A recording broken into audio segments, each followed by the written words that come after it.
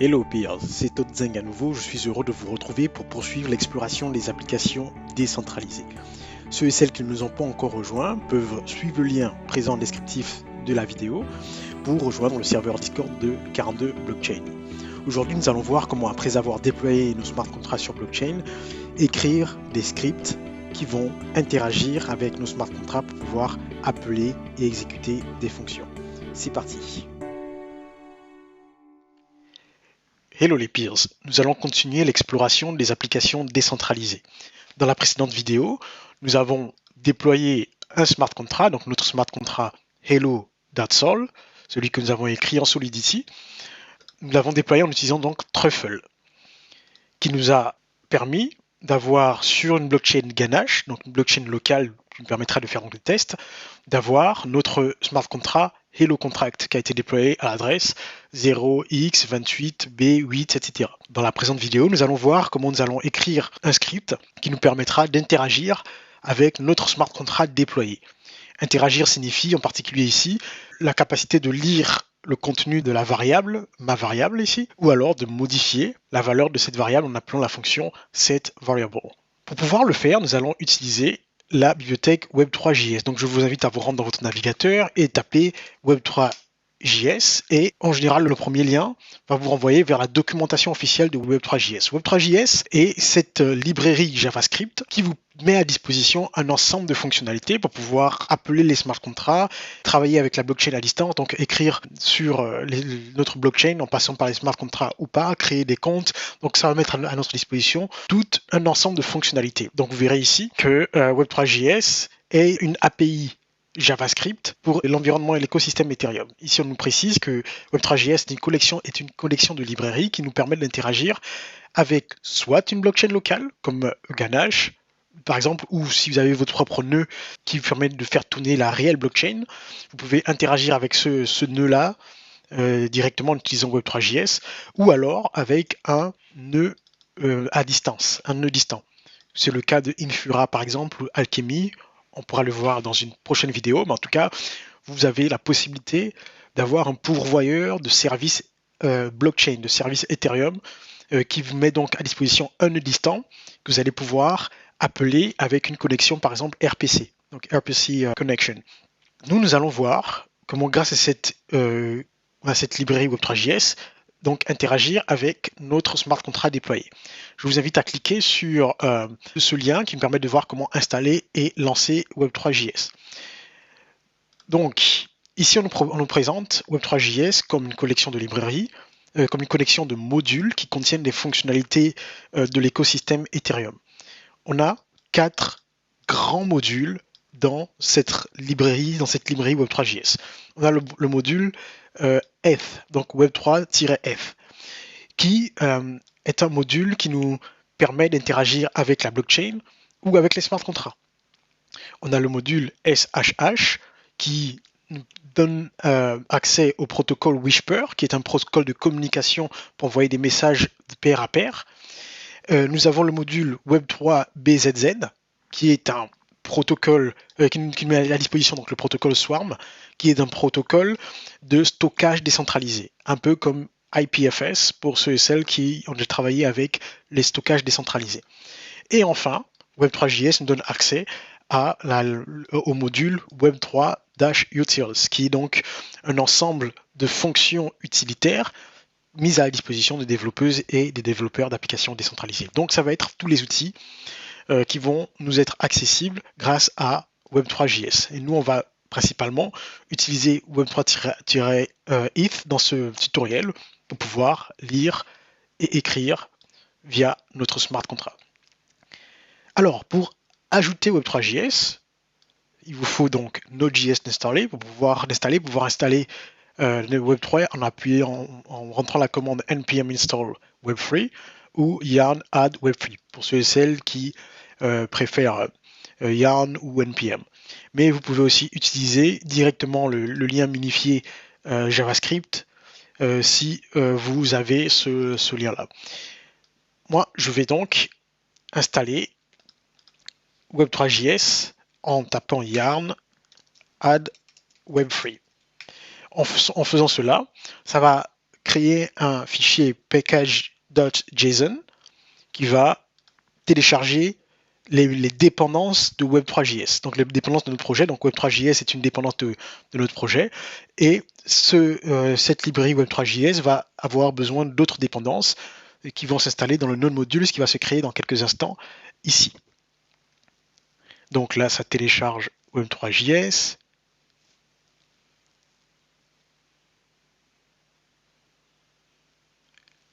Et voilà, ça nous a créé le node module, et donc tous les modules dépendants et les sous-dépendances vont être installés, et notre fichier package.json s'est créé ici, ainsi que yarn-lock. Donc vous voyez que ce fichier package.json, pour l'instant, il n'a juste référencé que Web3 comme dépendance à notre projet. OK. Une fois que nous avons donc Web3.js, voyons comment nous connecter à notre smart contract. Donc je vous invite à cliquer sur web3.eth.contract parce que ça va être ce module qui va nous donner accès au smart contract, donc à la capacité de nous connecter et d'interagir avec notre smart contract. Donc en cliquant dessus, on survole rapidement, ils nous disent que l'objet Web3 ETH.3 est un objet qui facilite les interactions avec nos smart contracts sur la blockchain Ethereum. Donc lorsque l'on crée un nouveau objet contrat, donc when you create a new contract object, you give it the JSON interface. Donc il faut qu'on donne à notre contrat à notre nouvel objet contrat que nous allons créer l'interface JSON de notre smart contract.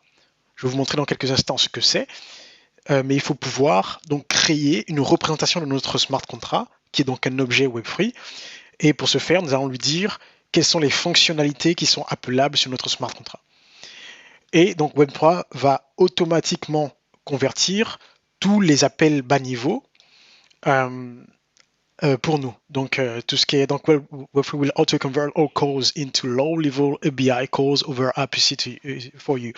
Donc voilà, Web3.js va vraiment se charger de convertir toutes les fonctionnalités, tous les appels des fonctionnalités que nous allons faire en appels bas niveau API. On verra aussi dans quelques instants ce que ça signifie, mais en utilisant donc le protocole RPC, qui est Remote Procedure Call, pour pouvoir appeler à distance notre blockchain. Donc ceci nous permet d'interagir avec les smart contracts comme si c'était des objets JavaScript. Donc ça va être vraiment la force de Web3.js qui va vraiment nous mettre à disposition un objet contrat qui va être une représentation de notre smart contract avec toutes les fonctionnalités appelables via ce smart contract, et Web3.js va se charger d'aller se connecter à la blockchain pour nous et faciliter les interactions comme si nous appelions juste des objets JavaScript. Donc ici, on nous montre comment utiliser très, très rapidement notre Web3.js. Donc dans un script, on va écrire ces éléments-là. Donc je vous invite à repartir sur votre navigateur. On va créer un dossier script dans lequel on va mettre tous nos scripts. OK. Et dedans, on va créer un nouveau fichier et on va l'appeler comment? On va l'appeler set variable. Il y a certainement un meilleur nom, mais on va créer un fichier JavaScript. Donc la première chose à faire ici, c'est d'installer notre, on va appeler Web3, aller chercher notre module Web3.js en disant require Web3. OK. Une fois on peut regarder ce qu'il nous dit ici. Il nous dit qu'on pourrait directement appeler Web3 contract. C'est la façon la plus directe de le faire. Moi, j'ai découpé ici en appelant d'abord Web3, puis en créant un nouvel objet Web3, donc petit Web3. Et donc, on voit que là, c'est en minuscule, le W. Vous pouvez donc créer une nouvelle instance de Web3 en y passant ici la connexion à votre blockchain, ce qu'on appelle le provider plus généralement. Et ici, on va donc pouvoir fournir à notre instance Web3 l'URL de notre serveur RPC. Donc RPC URL qui va être ni plus ni moins que le lien, l'adresse URL de notre serveur RPC, donc de notre blockchain Ganache. Donc vous allez dans l'onglet RPC Server et vous copiez 127.0.0.1 sur le port 8544. Et donc vous allez fournir cette connexion à la blockchain à votre instance RPC URL. On peut rapidement jeter un œil. Console.log et on va voir Web3 instance que là on a un nouvel objet, une nouvelle instance de Web3. Ok, donc hop, supprimons ceci et on va juste lancer notre petit script avec Node.js. On tape en Node set variable et voilà, donc on voit qu'on a un objet JavaScript qui représente une instance de Web3 mais connecté à notre blockchain. Donc il est vraiment connecté donc, à l'host, au nœud qui est référencé par cette adresse, ce lien URL.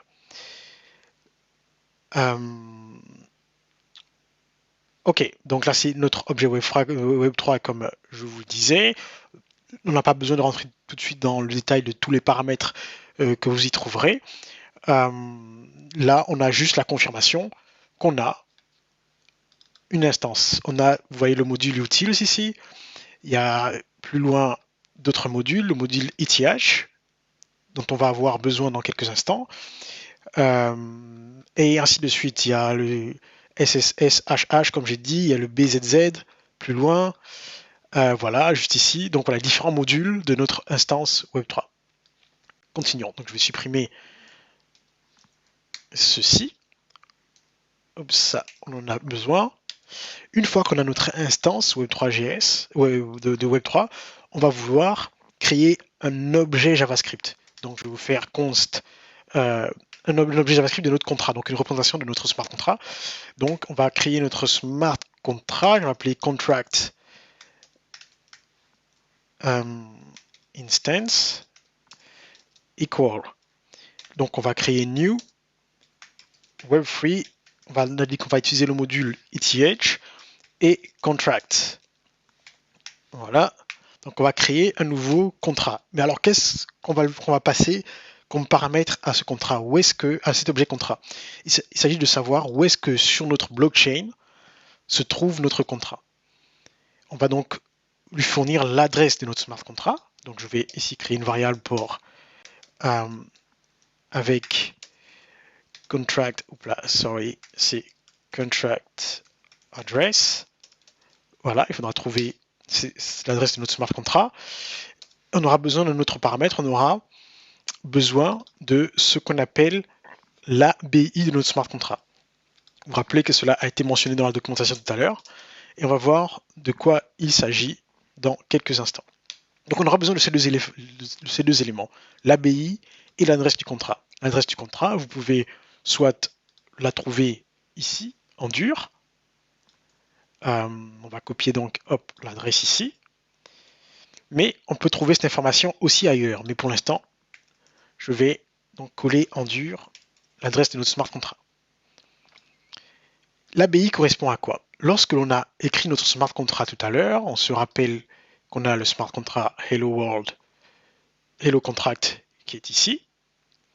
On l'a compilé avec Truffle en faisant Truffle compile et ça nous a créé cet objet JSON, HelloContract.json, qui s'appelle l'artefact.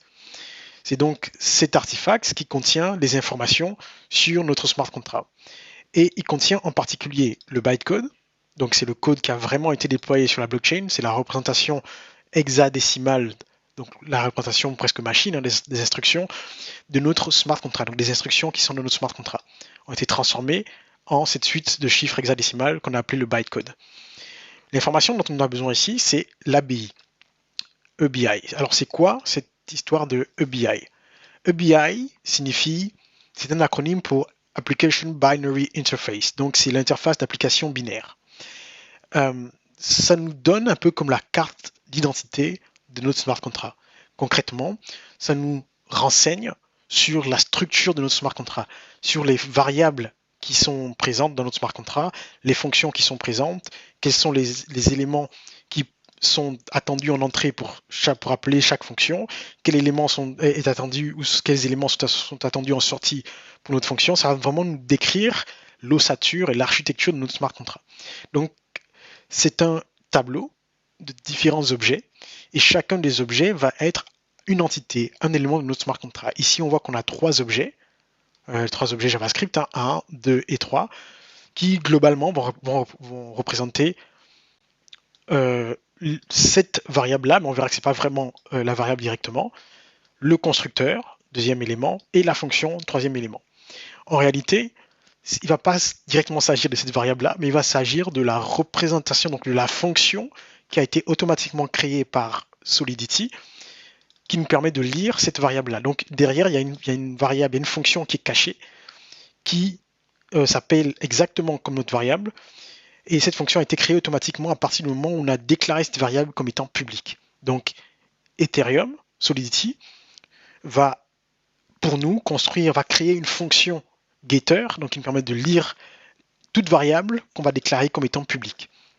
Et en réalité, on va ouvrir donc le premier élément, pour vous bien voir qu'il s'agit de ces trois éléments-là qui sont décrits dans notre ABI.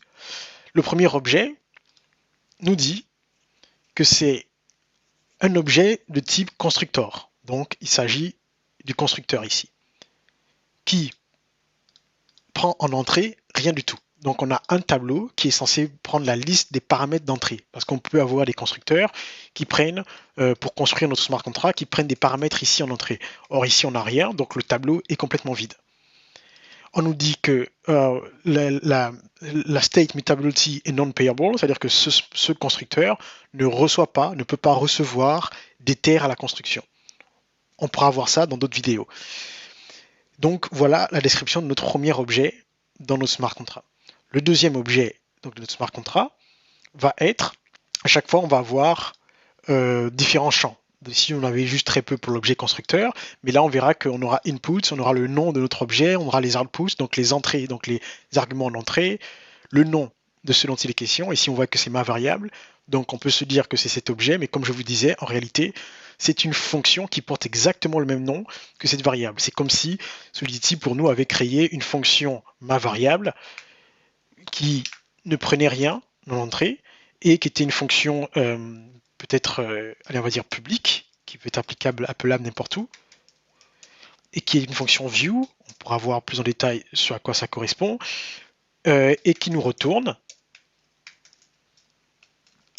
un entier non signé, qu'on ne va pas nommer par exemple, et cet entier non signé, ça va juste être return de ma variable. Voilà. Là, c'est comme si Solidity avait créé pour nous une fonction comme celle-ci. Là, bien sûr, il râle parce qu'il dit qu'il y a déjà un objet de type ma variable qui est créé. En réalité, il y a déjà une fonction qui est créée, donc on ne va pas recréer cette fonction-là. Mais c'était pour vous montrer que la fonction qui est décrite ici, c'est la fonction qui aura été automatiquement créée pour nous à la création de notre variable, à la déclaration de notre variable comme étant une variable publique. Donc voilà ce qui est décrit ici. On a donc une variable qui s'appelle ma variable, qui ne prend rien en entrée et qui en sortie renvoie un objet en sortie qui est de type uint256, donc il va nous renvoyer un entier non signé, qui n'est pas nommé, donc qui n'a pas de nom, et qui a un type interne 256. En gros, ça va nous permettre de lire la valeur de ma variable. Donc voilà le deuxième élément de notre smart contract. Et le troisième élément de notre smart contract, vous en êtes douté, c'est la description de cette fonction setVariable. Donc on a un objet qui est de type fonction. Donc il s'agit d'une fonction. Cette fonction prend en entrée un objet qui est de type entier, donc ça prend un entier. Cet entier s'appelle newVar, donc vous voyez que c'est exactement la description de notre fonction qui est ici. Le type interne, c'est 256. Ça, vous pouvez, je vais vous laisser chercher dans la documentation, mais on a parfois besoin d'être fixé sur la représentation interne d'un type, parce que par exemple uint 256, on peut juste écrire ici uint, sans mettre le 256, et donc en type ici, il y aura uint, mais par contre, le type interne, ce sera toujours un uint 256. Ça permet d'avoir la signature de la fonction. On verra ça éventuellement plus tard. Mais donc là, on a la description des paramètres d'entrée de notre fonction setVariable. Donc ça, c'était pour les paramètres d'entrée. Le nom, c'est setVariable. Les paramètres de sortie, donc, va nous renvoyer un élément en sortie. Donc on voit que ça retourne un élément qui n'est pas nommé, qui est de type uint 256, et puisqu'ici, on retourne la nouvelle valeur de ma variable lorsque l'on a modifié la valeur ici. Donc voilà un petit peu la description de notre smart contract à travers ces trois objets-là qui sont contenus dans l'objet, donc le tableau ABI. Voilà ce dont il est question quand on parle d'ABI. Et donc vous aurez besoin d'aller chercher l'ABI de votre smart contract ici. Et là, ce que je vais faire, c'est que je vais aller chercher donc ici cet objet JSON Hello Contract, donc qui est la représentation JSON de l'objet de notre smart contract, avec d'autres informations, comme par exemple, on verra qu'il y aura l'adresse de notre smart contract qui va être identifiable ici, qu'on va pouvoir retrouver juste ici.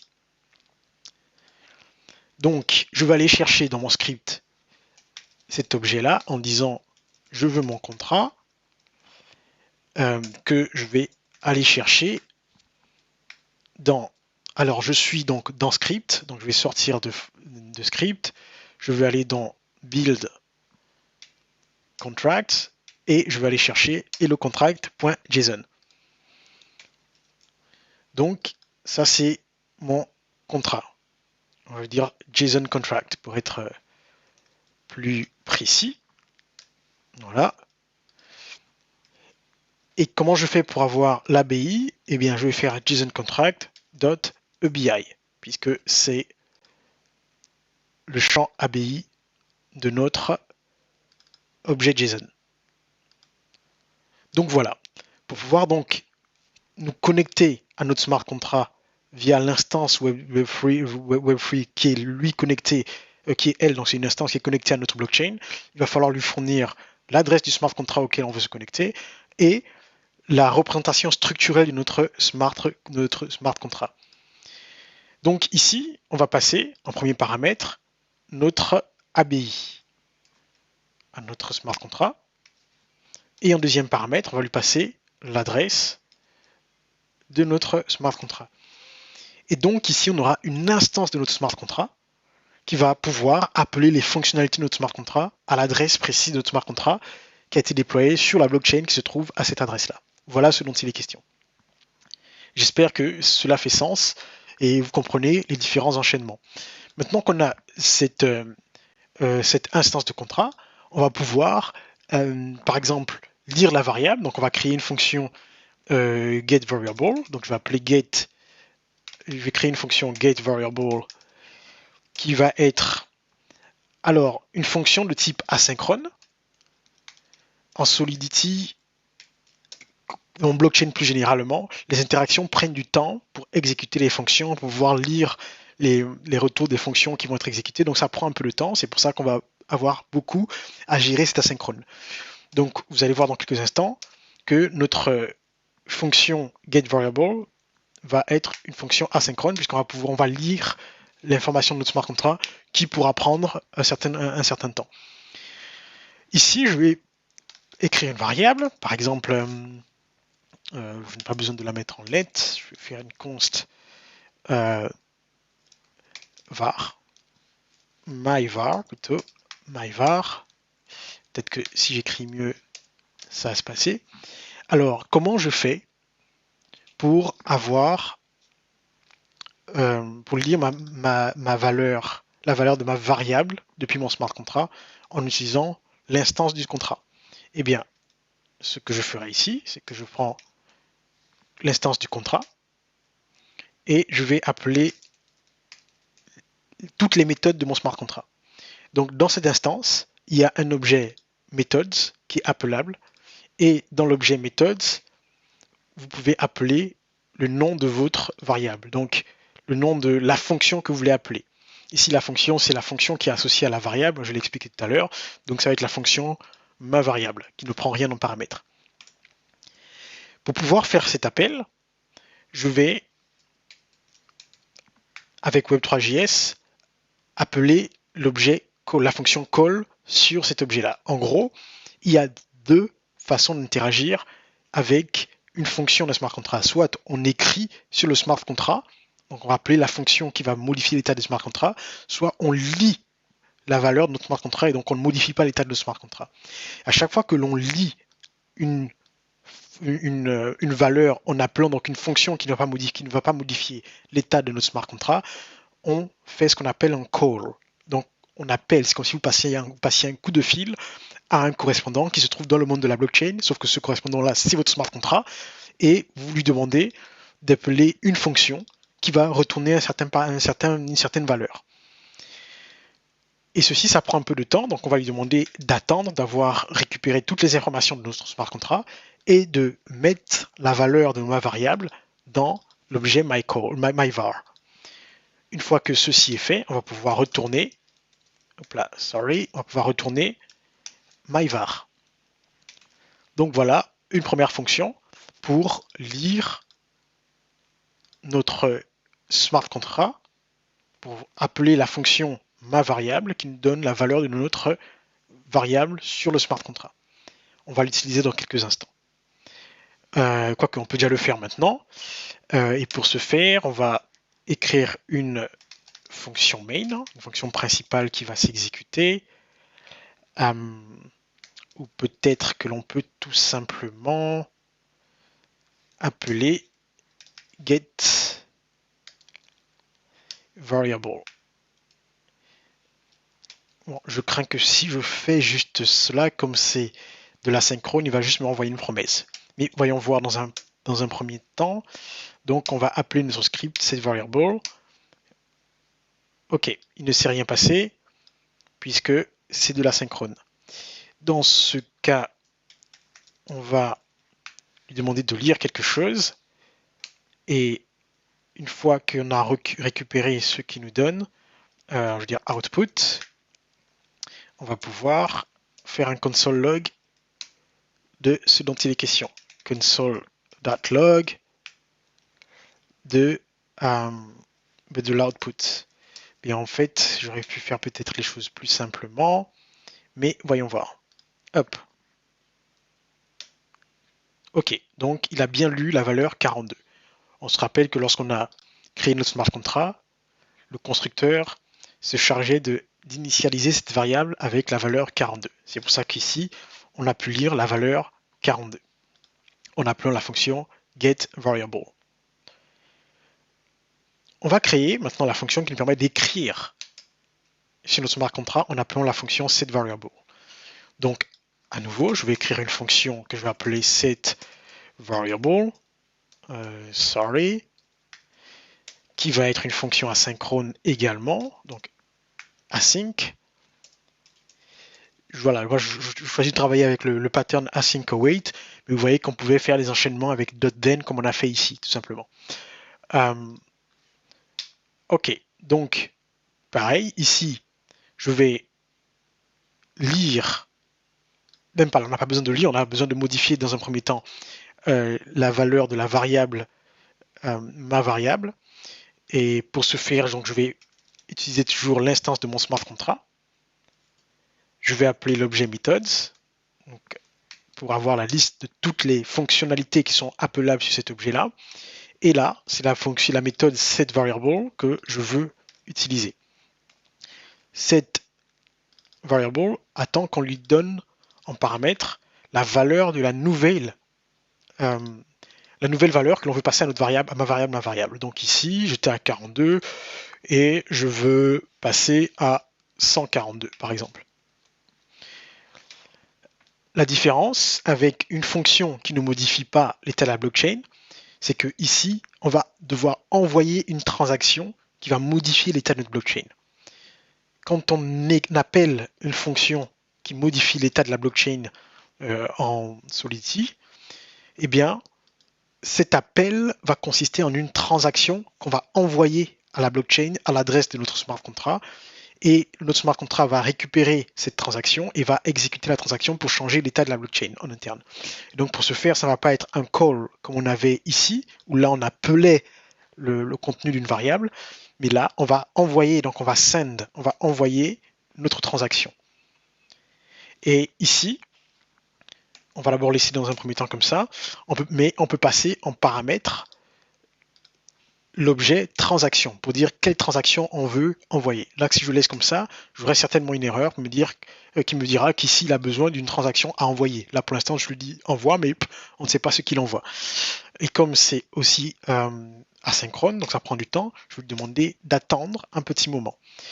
Et ensuite, je vais peut-être appeler la fonction, je vais faire const new var equal await, et là on va rappeler la fonction getVariable tout simplement,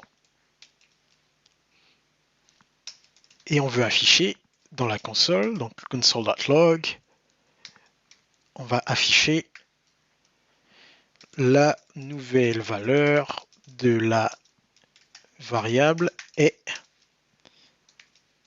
et là je vais afficher new var. Ok, peut-être que j'aurais pu afficher aussi la valeur avant, donc de lancer cette transaction, dire la valeur de la variable avant modification est, et là on va remettre ici on va juste réutiliser la même variable ici, sauf qu'ici on veut la modifier, donc on va pas la mettre en constante, mais plutôt en une variable mutable qu'on peut modifier. Donc ici, je récupère la valeur de la variable avant l'appel, je l'affiche, la valeur de la variable avant modification est, et là je vais passer tout simplement variable, on va dire ça, parce que ça ne fait pas sens de dire new var alors qu'on n'a pas de nouvelle valeur à ce niveau. Et ici, on va réutiliser cette variable pour voir sa nouvelle valeur. Ok. Donc je veux exécuter, mais je m'attends à ce qu'il me renvoie une erreur parce que je n'ai pas passé l'objet transaction ici. Alors à ce niveau, j'appelle la fonction getVariable, mais peut-être que je vais appeler la fonction setVariable plutôt que getVariable. Puisque cette fonction, de toute façon, on va appeler elle en retour la fonction getVariable.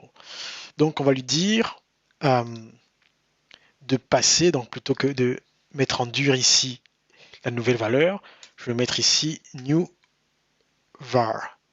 Et je vais passer en paramètre ce new var.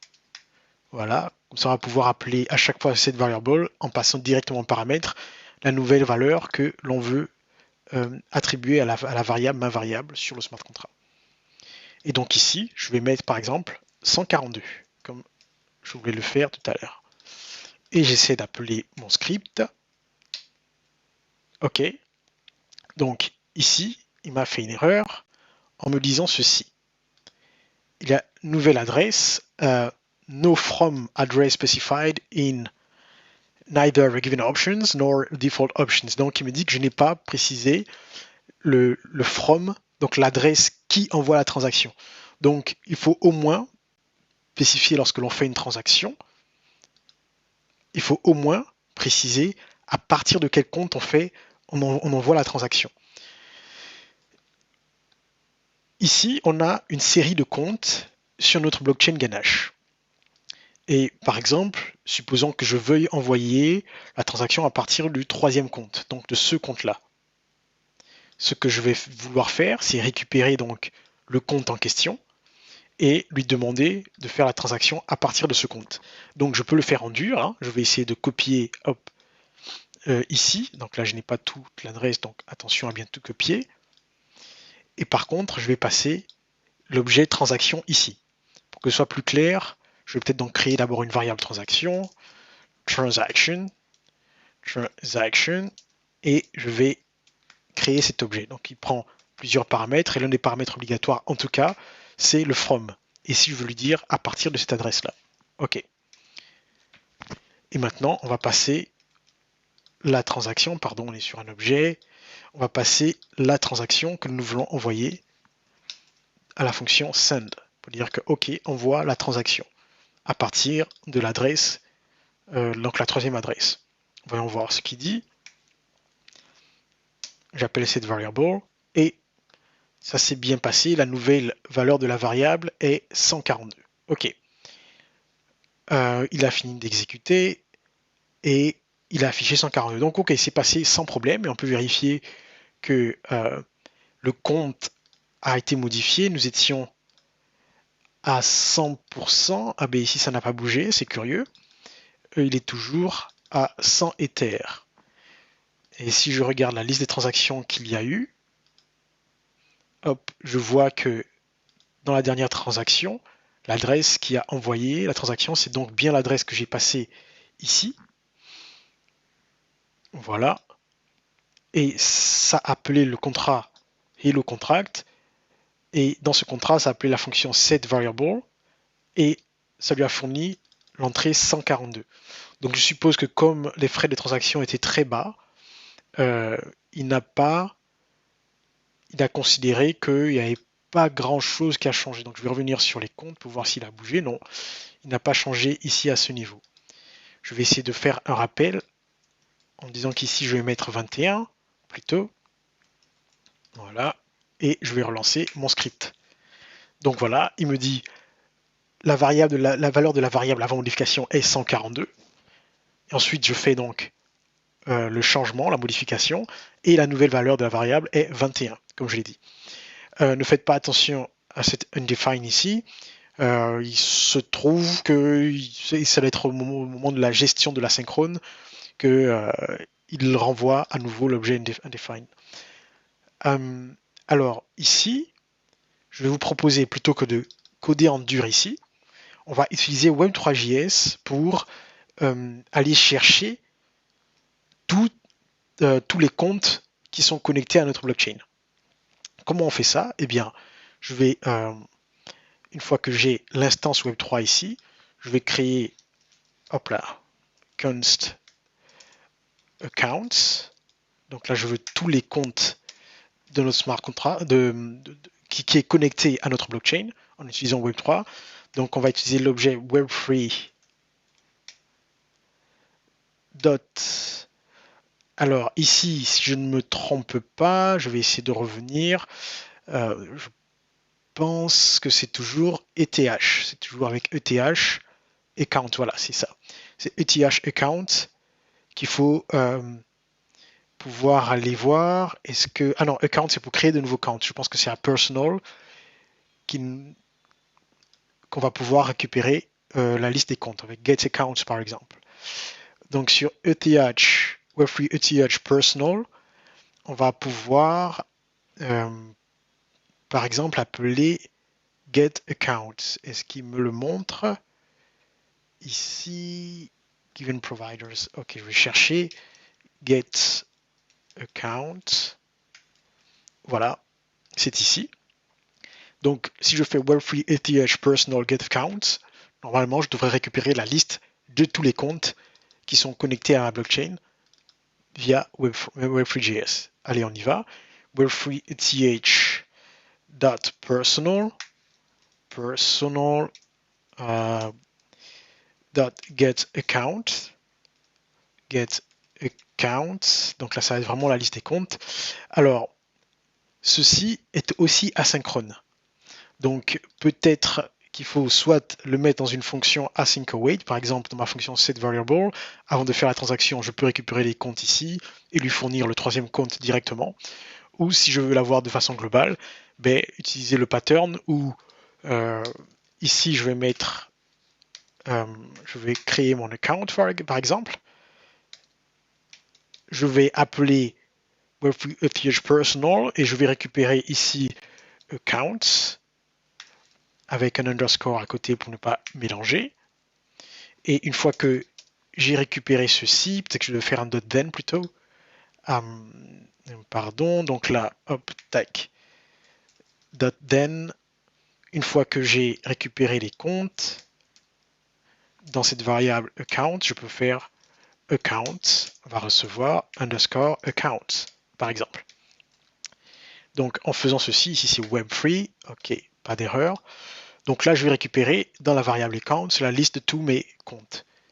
Je peux choisir ici de faire une impression, de vous montrer console.log, all accounts, par exemple, hop. Et là, je vais vous montrer le contenu qu'on a récupéré avec tous les comptes. À ce niveau, je peux ne pas exécuter d'abord cette fonction et juste afficher la liste des comptes. Voilà. Donc on voit qu'on a pu récupérer tous les comptes qui sont connectés. Et si je veux envoyer la transaction à partir du troisième compte, eh bien, je n'ai plus qu'à, comme cet objet est un tableau, je n'ai plus qu'à prendre le deuxième index, l'index numéro 2, pardon, et donc qui va être le troisième compte. Et donc, au lieu d'avoir dans ma setVariable un truc codé en dur ici, je peux juste demander de passer ma transaction à partir du count du troisième compte, par exemple, ou on peut aller sur le quatrième si on souhaite. On va rester sur le troisième compte, on va relancer cette variable, mais cette fois-ci avec, on était à 21, on va mettre 84. Voilà, on va tourner autour de ceci. On va lancer une dernière fois notre script. Voilà, il nous a affiché la liste des comptes, comme je n'ai pas désactivé ceci. La valeur de la variable avant modification est 21. Et donc là, j'ai appelé la fonction setVariable sur le smart contract avec la valeur 84. Et à la fin, la nouvelle valeur de la variable est 84. Donc voilà, c'est ainsi que vous avez la possibilité, en utilisant Web3.js, de vous connecter à votre blockchain et d'interagir avec votre smart contract. Je vous remercie et on se retrouve dans une prochaine vidéo pour continuer l'exploration de nos applications décentralisées.